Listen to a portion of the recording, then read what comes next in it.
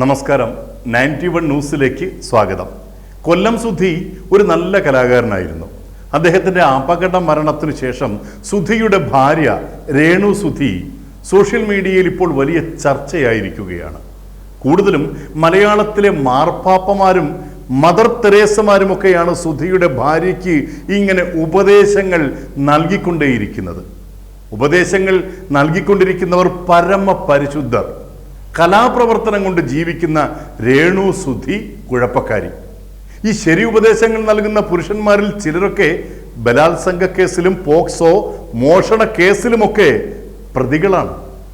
അവരിൽ ചിലർ ഇത്തരം കുറ്റങ്ങൾക്ക് ജയിൽ ശിക്ഷ വരെ അനുഭവിച്ചിട്ടുള്ളവരാണ്. ഇനി ഉപദേശ സൂക്തങ്ങൾ നൽകുന്ന വനിതാരത്നങ്ങളിൽ ചിലർ ഒറ്റ ചവിട്ടിന് ഭർത്താവിൻ്റെ നടു ചവിട്ടി തകർത്തവരും വിറക് കൊള്ളി കൊണ്ട് സ്വന്തം അമ്മായിയമ്മയുടെ തലമണ്ട വെട്ടിപ്പൊളിച്ചവരുമൊക്കെയാണ്. രേണു സുധി എന്ന സ്ത്രീ എന്ത് തെറ്റാണ് ചെയ്യുന്നത്? അവർ നാടകത്തിൽ അഭിനയിക്കുന്നു, ആൽബങ്ങളിൽ വേഷം ചെയ്യുന്നു, ടെലിഫിലിമുകളിൽ അഭിനയിക്കുന്നു. അവസരം കിട്ടുമ്പോൾ അവർ സിനിമയിലും സീരിയലിലും എത്തും.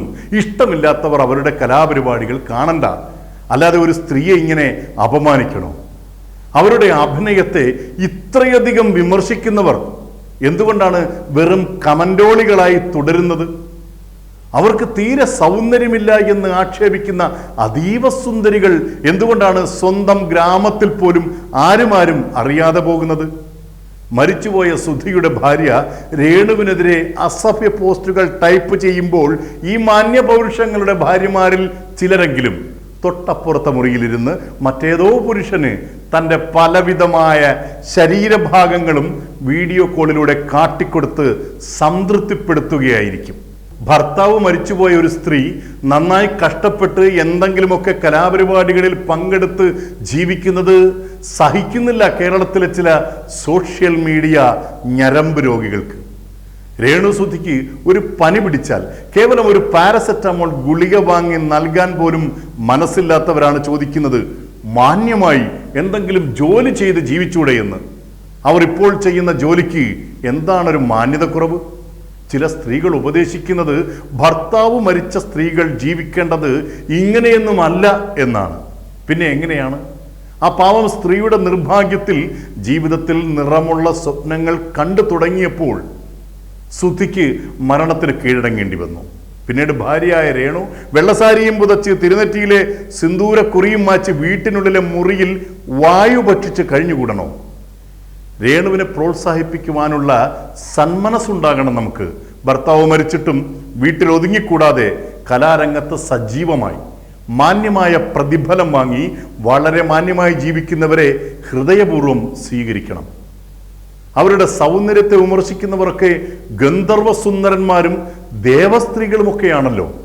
അങ്ങനെയാണെങ്കിൽ നിങ്ങൾ ഇടുന്ന പോസ്റ്റുകളിൽ സ്വന്തം ഫോട്ടോ കൂടി ചേർക്കുമ്പോൾ നമുക്ക് കാണാം ഈ നെഗറ്റീവ് വികൃത രൂപങ്ങളെ.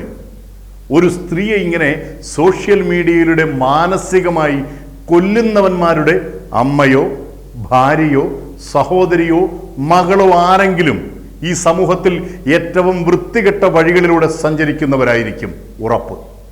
ഉപദേശ മഹിളാരത്നങ്ങൾക്ക് അത്ര സഹിക്കുന്നില്ലെങ്കിൽ സഹായിക്കൂ രേണുവിനെ. ഈ ലോകത്തിൽ തികച്ചും സൗജന്യമായി എത്ര വേണമെങ്കിലും കിട്ടുന്ന ഒരേ ഒരു കാര്യമാണ് ഉപദേശം.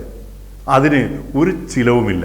അതൊക്കെ നിങ്ങൾ ആദ്യം ചെയ്യേണ്ടത് നിങ്ങളുടെ വീട്ടിലെ നന്മയിൽ നിന്ന് വഴിവിട്ട് ജീവിക്കുന്ന കുടുംബാംഗങ്ങളെയാണ്. രേണു സുധിയുടെ കലാപ്രവർത്തനങ്ങൾക്ക് ചാനൽ 91 ന്യൂസിൻ്റെ എല്ലാവിധമായ പ്രോത്സാഹനവും സ്നേഹവും.